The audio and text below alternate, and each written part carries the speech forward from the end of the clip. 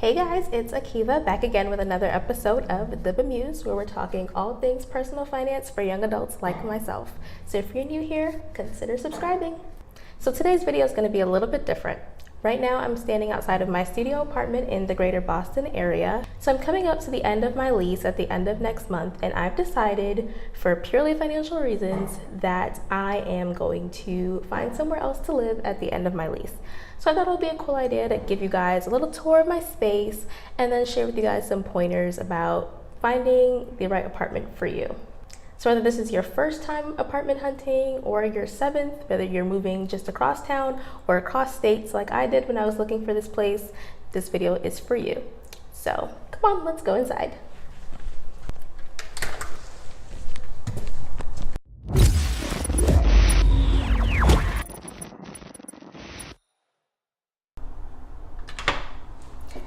So first things first is my massively tall front door. As you guys can see, I have a step ladder here on top of my mat that I use in the winter time to kind of dust off the snow from my boots. You know, greater Boston area, we get a lot of snow out here.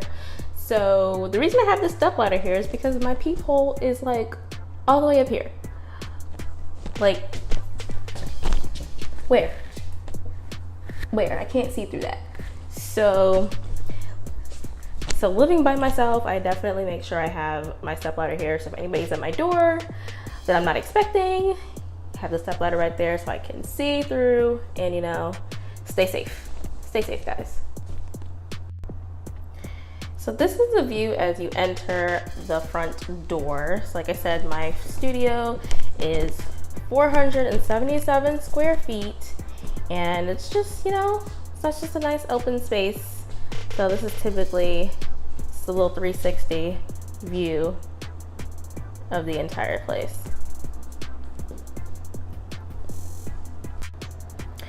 So this couch I just got, you guys have seen this couch in my most recent videos. I just got this as a gift from my parents for graduation, so thank you, Mom and Dad.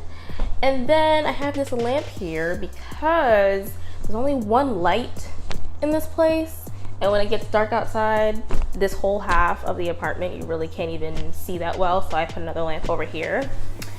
Over here is my little kind of everything station. So I have my diploma sitting out here from grad school and undergrad, and my graduation caps, as you can see, all of my little toiletries and stuff.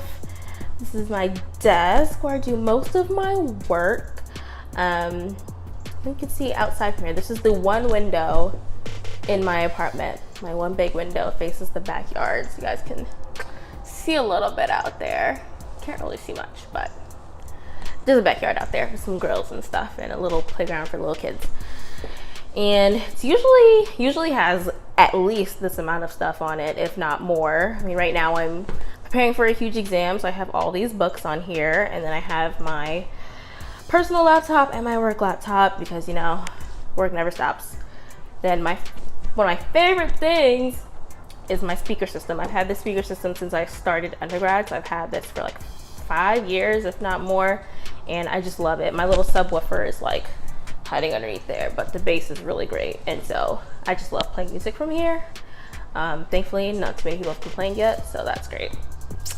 I have a bunch of suitcases here because I just got this bed also, along with that couch, which I love, by the way. I really like this bed. It's a trundle bed, so there's like another bed beneath there if you pull out these drawers, another mattress, so I think that's pretty cool. But because, as you can see, I have nowhere to put my clothes, I don't have a chest of drawers or anything like that. I used to be living out of my suitcases, which once upon a time used to fit under my old bed, which now, of course, they can't fit under there, so now they just are chilling over here. And then on the corner here, I have some of my shoes, if you can even see back there. As you can tell, the light is terrible in this apartment. And I have a little station back here, a little tabletop where I have pictures of my family and my loved ones. There's Meshach's big head in one of those pictures. A book of pictures that he gave me as a present one time, which I think was really sweet. And a caricature of the both of us that we got done last year, a little over a year ago. So I really love that thing. So like I said, there's my bed. Y'all probably like, why does this girl have this big old blanket on when it's like 92 degrees outside? But you know, your girl be cold, so don't judge me. Then I have my mirror here. And on my mirror, I just have some Bible verses. I like to write Bible verses on my mirror to give me encouragement throughout the week and kind of to keep in line with what's going on in my life at the moment. So right now I have a bunch of Bible verses that are encouraging me as I go into my exam this week.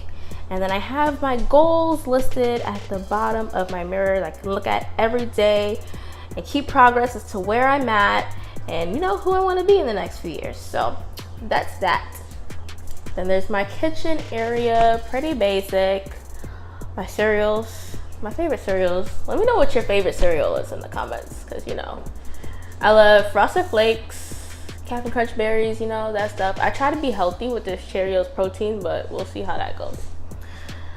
So yeah, dishwasher that I barely use. Since I've been here, I've probably run my dishwasher like maybe 3 times at most. So yeah, that's my kitchen area. Now down this hallway are these 2 big closets, which we're not gonna look at because trust me, you do not want to look in there. And then there is my bathroom, which I love because it's so big. I really love this bathroom. So my vanity, hello again, which I pretty much, yeah, my house pretty much looks like this all the time. I'm not like fronting for the interwebs, you know what I'm saying? Have my bathtub and then my washer dryer, which I really love having. It's gonna be such a convenience. I'm gonna really miss that if I, you know, move somewhere that doesn't have this. So I'm gonna miss that. My shower. Honestly, guys, my favorite part of this entire shower is this bad boy right here. So this bad boy right here is my favorite part of the whole bathroom, which sounds crazy, but it's true. This I keep in my shower. I have a little caddy in the shower that I keep it in.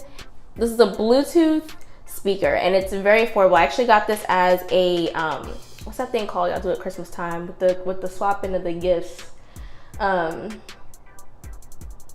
know what I'm talking about, where you buy everybody a gift that's under $20 or whatever. So this is really affordable. I'll see if I can link it in the description below because I really love this thing and it really packs a punch for the price point. So love this. Comes in handy, especially on wash days. So my girls with natural hair, y'all know exactly what I'm talking about. Comes in handy. So y'all, I just realized I just made the most rookie mistake ever. I literally just got back from the Apple store and they had to give me a new phone and I forgot to take the little plastic off the back. So if the footage looked a little blurry, that's why. So sorry guys. I'm planning on getting a new camera really soon. I'm really excited about it. So hopefully that works out and we'll be done with these, you know, phone camera filming problems. So down to the meat of the matter. How much do I pay for this place? Like I said, my place is 477 square feet and I pay currently $1,600 a month for this place. And that is all utilities included. The only caveat being that the electric is covered up to a certain amount. So if you go over, you pay for the overage. But I've never spent more than maybe like $30 on an electric bill, and that's on like a really bad like winter month when I'm like freezing. So yeah, I think it was a pretty good deal for what I have here and the amenities here. With utilities being included, it's pretty easy to budget for things like this every month. I've really loved living here. I have the best neighbors ever. They are really sweet. They got me flowers when I graduated from grad school, which I thought was really sweet. This building is newer construction. I think this building was built in 2016 and I was like the first resident to rent this unit. So I think that was pretty great. We also have garage parking here. So in the wintertime, that definitely came in clutch with the snow. Never had to worry about digging my car out. My baby was nice and covered down in the garage. So that's great. There's also a little gym room downstairs too, little fitness center. Do I really use that? No, because your girl's lazy. But it's there. And for all utilities included, it's really not a bad deal for the area. Living in Boston or in the Boston area is really expensive, guys. It's almost basically as expensive as living in New York. So I think this place was definitely worth the money that I was paying for it at the time. So if my place is so great, why am I leaving? So like I said, my lease is coming to an end at the end of next month. And so they sent me my renewal notice. They asked me if I wanted to renew at $1,700 a month. Now that might not sound like a huge deal, but that's $100 a month. That's $1,200 a year. Do you know what I could do with $1,200 a year? That's like a couple of nice vacations. That is the money I'm about to spend on this camera gear to step up my YouTube game. I could do a lot with $1,200. Aside from the fact that I just straight up don't want to pay an extra $100, I don't think it's worth an extra $100 a month. That leads me to my first tip. Rent, as you may know, is subject to increase at any time the landlord feels like raising your rent. Increases in rent are to be expected due to inflation. However, inflation is only about 3%.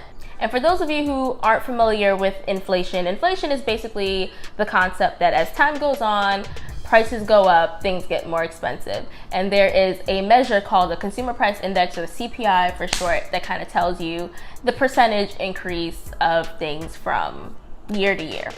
So the CPI, and that's public information, you can just Google that in 2 seconds and find out what the CPI is. So I think the CPI right now is hovering somewhere around 3%. A $100 increase on $1,600 rent is just above 6%. That's double inflation.